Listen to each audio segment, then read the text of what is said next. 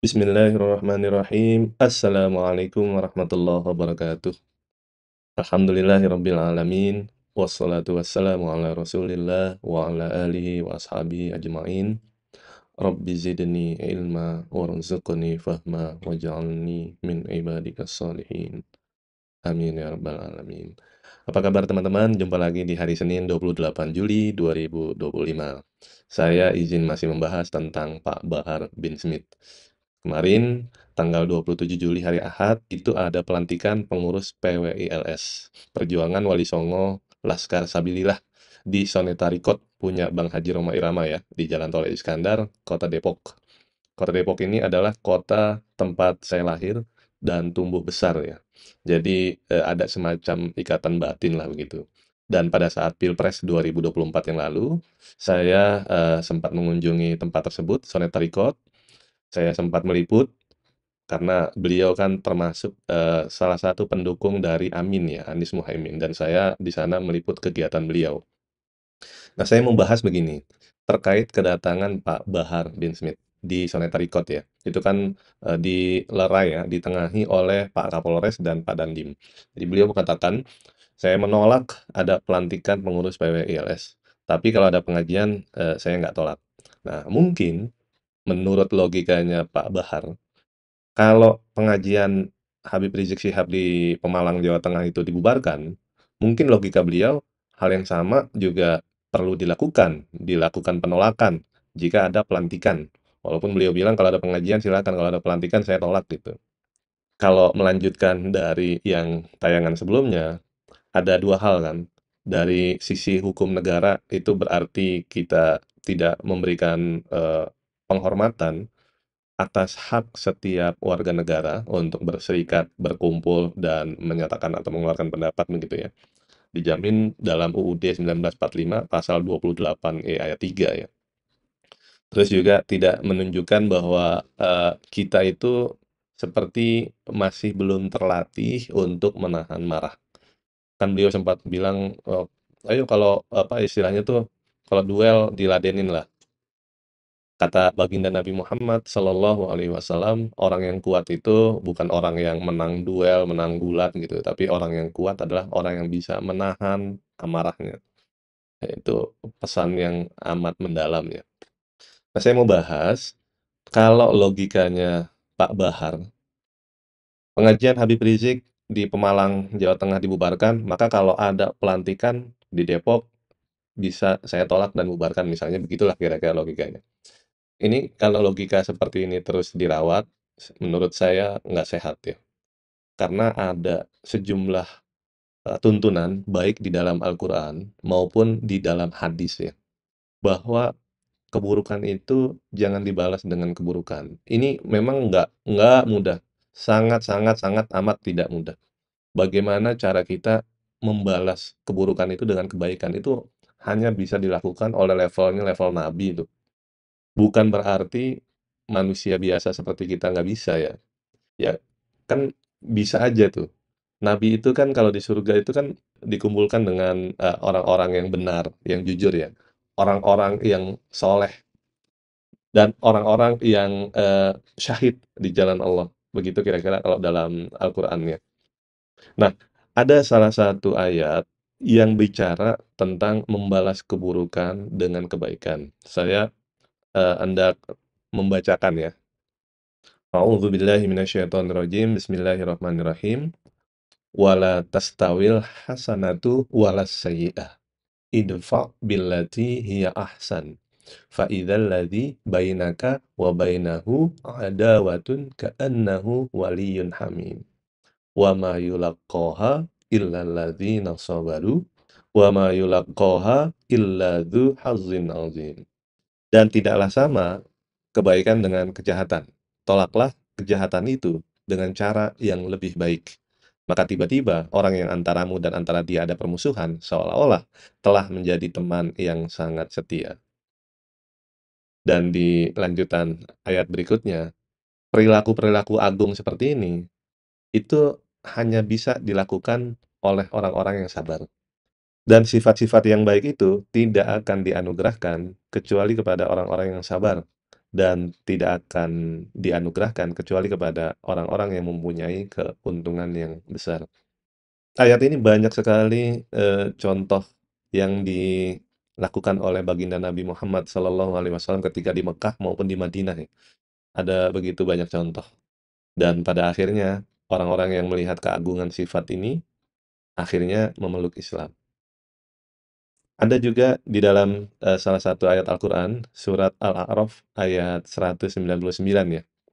A'udzu billahi minasyaitonir rajim. Bismillahirrahmanirrahim. Khudhil afwa wa'mur bil 'urf wa'rid 'anil jahilin. Jadilah pemaaf dan ajak orang lain untuk mengerjakan yang baik-baik serta jauhkan diri dari orang-orang yang dungu. Quran surat Al-A'raf ayat 199 ya. Selain itu, ada sejumlah riwayat juga, misalnya seperti yang disampaikan oleh Abu Abdullah Al-Jadali, beliau mengatakan, "Aku bertanya kepada Sayyidah Aisyah tentang kepribadian baginda Nabi Muhammad SAW. Ia menjawab, beliau bukan orang yang suka berkata-kata buruk, bukan pula suka bikin ucapan buruk, bukan suka bikin gaduh di pasar, dan tidak membalas keburukan orang kepadanya dengan keburukan yang sama, malahan memaafkannya." Sementara itu, diriwayatkan juga dari hadis riwayat Muslim ya, Nabi Shallallahu Alaihi Wasallam bukanlah orang yang biasa mengucapkan kata-kata jorok atau buruk, bukan pengutuk, dan bukan pula tukang caci maki. Ini diriwayatkan dari sahabat Anas ya, radhiyallahu an.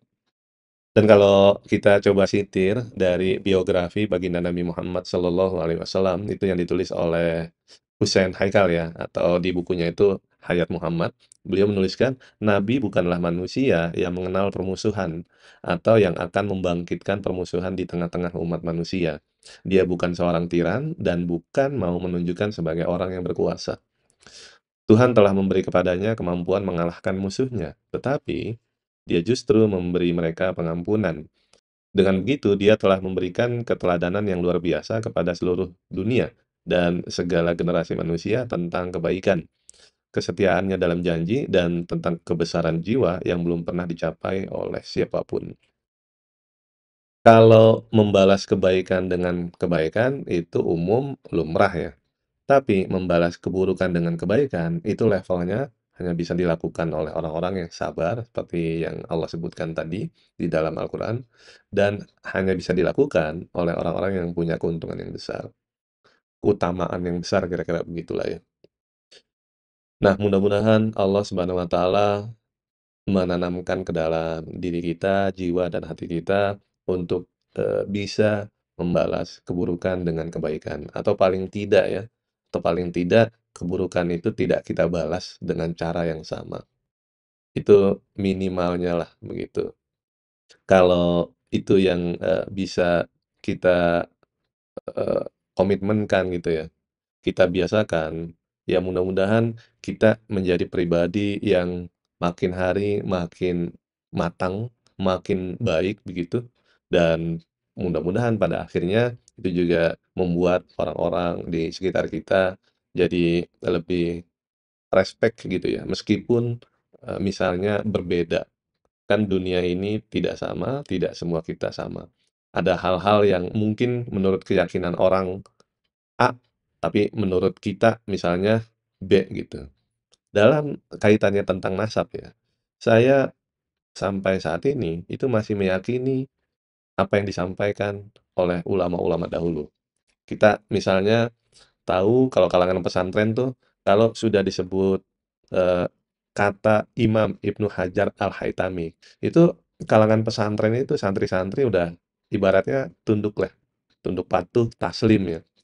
Nah, beliau itu kan yang mentashih, yang mengisbat, eee, tentang nasab dari kaum Ba'alawi, seorang ulama yang lahir dari tahun 909 Hijriah kalau nggak salah, di Mesir gitu ya. Ada, beliau punya, kitab yang satu perlu diuji tentang, kesahihan sebuah nasab. Tapi ada satu kitab juga yang beliau tulis, beliau mentashih, mengisbat atau menetapkan, nasab dari Ubaidillah. Ini kan yang jadi perdebatan ya. Sampai sejauh ini itu yang saya yakini, karena ulama-ulama secara mayoritas itu juga, eee, berada pada pemahaman tersebut. Bahwa kemudian belakangan ada Kiai Imad itu meyakini hal yang lain, berserta, circle-nya begitu ya. Ada misalnya Prof. Menachem Ali, ada misalnya, Pak Sugeng, dan seterusnya. Itu ya sejauh memang bisa dibuktikan silakan. Cuma kan masalahnya adalah ketika diajak untuk adu argumen, misalnya ketika ada di Banten, Kiai Imad justru tidak datang di tempatnya sendiri. Di Banten saja beliau tidak hadir, apalagi ketika diundang oleh Robitoh Alawiyah. Padahal saat itu kan beliau pada saat di Banten nih bilangnya, "Saya nggak mau datang, saya hanya mau berdebat dengan Robitoh Alawiyah." Diundang nih sama Robitoh Alawiyah beberapa hari untuk sesi debat kan, nggak datang.